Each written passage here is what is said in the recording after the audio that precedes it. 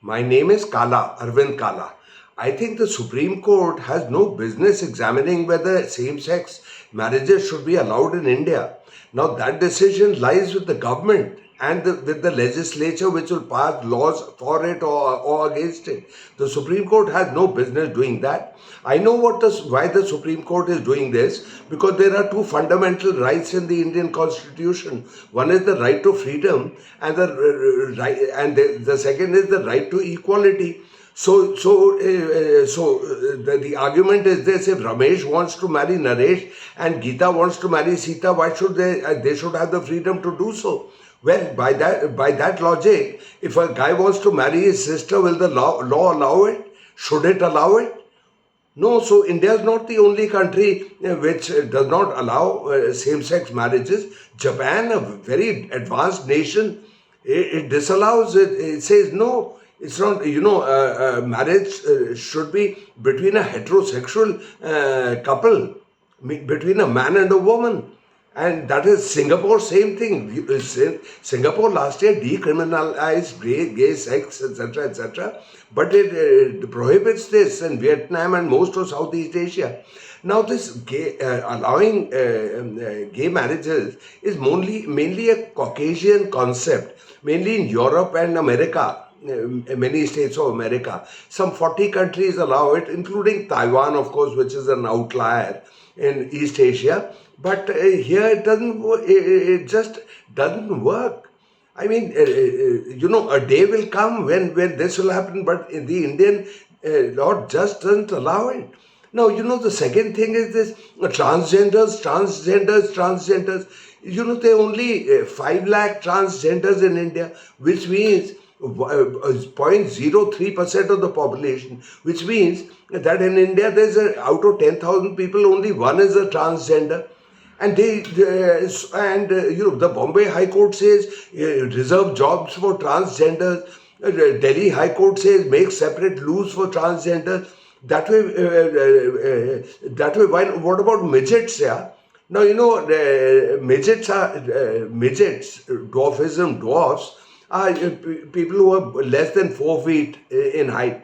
Then now the midgets also, 1 out of 25,000, 30,000 babies born is a midget. Now they'll ask for this thing. And then transgenders say that we want to use females loose, but the females do not want them, and the men don't want them. Now Delhi has 7,000 transgenders, which works out to one person in Delhi out of 2,800 is a transgender. And for these 7,000 people, the Delhi High Court says make separate loos for them. That way a midget will say, yeah, make separate loo for me because my dick, my third leg doesn't reach the urinal. So what the hell, yeah? There are dyslexics, there are autistics, there are the guys who stammer. Now, it's just sad. I see transgenders here and there, and they have features of both men and women, and they look, meaning, they are a little unfortunate to be born that way.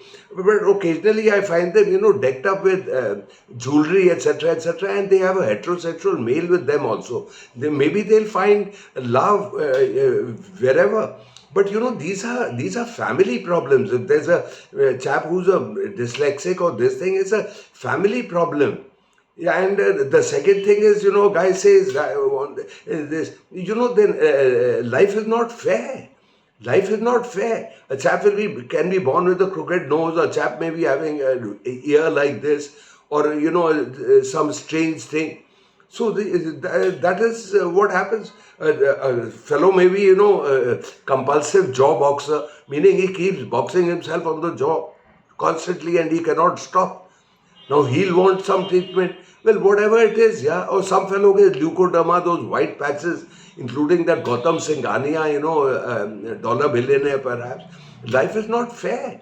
So this business of, and as far as what India should do, what Singapore has done, decriminalize gay sex, sodomy or whatever it is, whatever they engage in. So fair enough. Ramesh wants to, but why do they want to announce it that they want to get married, they want to get married, they want to get married? Come on, don't get married. Yeah, live together. Have gay sex. Sita Gita, go ahead. I'm all for individual freedoms, but don't ask for things which are prohibited. You know, these are okay for Anglo-Saxon societies or white societies. I remember some years ago, Switzerland was actually debating whether a son should be allowed to marry his mother if the mother wants to marry the son. Now, that kind of thing, you know, it may happen there 10 years from now, 20 years from now. So, all these things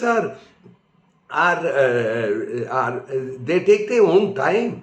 And there's a typical, in this context, let me just add that a lot of Hindus think that Muslims marry their first cousins, etc. Now, there are thousands of small societies in India where first cousin marriages happen. This time when I spent 2 months in Goa, my cleaning woman, a girl was from Mysore, and she had married her mother's brother's son, and her own brother had married the aunt's daughter. So there are a hell of a lot of societies like this. There's something like 15,000 societies like that. There are all kinds of laws, you know.